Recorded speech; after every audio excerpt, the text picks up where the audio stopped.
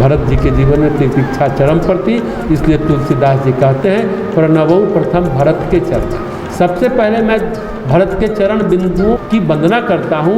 जासु name व्रत जाई न वर्णना। जिसका प्रेम, जिसका व्रत, जिसका अनुशासन, उनका वर्णन नहीं हो सकता। रामचरण पंकज मन जासु, जिनका रामचरण रूपी कमल में मन ऐसा है, लुबुध मधुप इव तजई न पासु। जैसे भौरा पराग को छोड़ नहीं पाता, फूल को नहीं छोड़ पाता, ऐसे ही उनका मन था। इस तितिक्षा की परीक्षा में भरत की परीक्षा ली निषाद राज। भरत तो राम के प्रेम बस वन में जा रहे थे, राम के प्रेम में भर करके वन में जा रहे थे। निषाद राज ने सोचा जरूर ये राम को मारने के लिए सेना सजा करके जा रहे हैं, राम अकेले हैं वन में और ये चतुरंगिनी सेना लेकर के जा रहे हैं, कुछ ना कुछ तो कपट है, कुछ ना कुछ तो खोट है। तो निषाद राज ने कहा कि चलो सब लोग सेना सजा लो। सारे निषादों को उसने टोली में बुलाया। गहूँ घाट भट समिति सब लेऊँ, मरम मिली जाई, बुझे मित्र अरि मध्य गति, तस तब करेऊँ आई।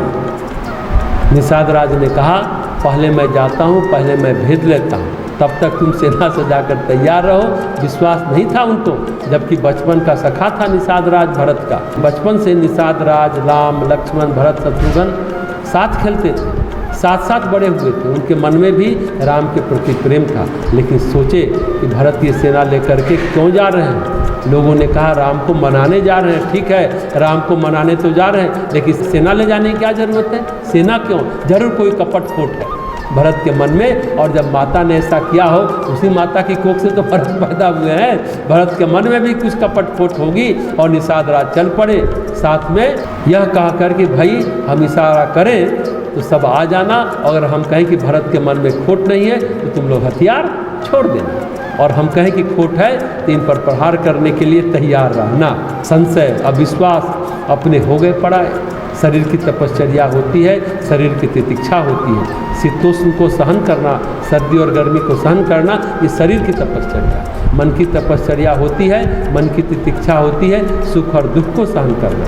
सुख और दुख जो जीवन में आए उनमें समान रहना, यह है मन की तितिक्षा। और भावनाओं की तितिक्षा होती है कि मोह टूटे, मोह के धागे टूटे, उस पीड़ा को सहन करना, ये मन की तितिक्षा होती है। चित्त से जन्म जन्मांतर की परतें टूटती हैं, संस्कार टूटते हैं, कर्म राशि टूटती है, रिश्ते उभरते हैं और टूटते हैं। उस टूटन को, उस दर्द को सहन करना पड़ता है। असहनीय कष्ट को जो सहन करता है वही तितिक्षु होता है, वही तितिक्षा कहलाती है। चाहे कितना भी कष्ट हो, चाहे कितनी भी पीड़ा हो, उस कष्ट को सहन करते आए, उस सहन को करते जाओ। भरत जी के साथ भी कुछ ऐसा ही हुआ। एक के बाद एक उनकी परीक्षाएं होती गई और वो राम को मनाने के लिए चित्रकूट की ओर चलते गए, चित्रकूट की ओर बढ़ते गए। कौशल्या ने कहा कि राज्य ले लो, वशिष्ठ ने कहा कि राज्य ले लो, लेकिन वो चले राम की ओर और कहा कि राज्य तो नहीं चाहिए। और जब वो सरयू नदी पार करने लगे, तमसा नदी पार किए, तो निषाद राज से भेंट हो गई।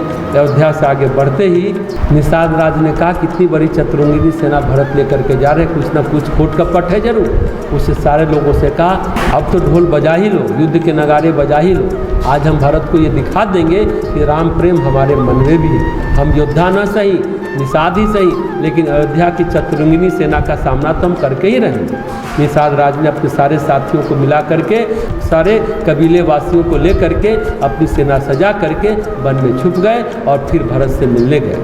हालांकि जब उन्होंने देखा कि भरत का प्रेम पक्का है, सच्चा है, भरत ढोंग करने नहीं जा रहे, नाटक करने नहीं जा रहे, भरत तो सचमुच में राज्याभिषेक की तैयारी करके जा रहे हैं, तब वो स्थिर हुए। सच्चाई को पीड़ा बहुत होती है, कष्ट बहुत होता है, लेकिन एक न एक दिन सच्चाई उभर करके सामने आ ही जाती है।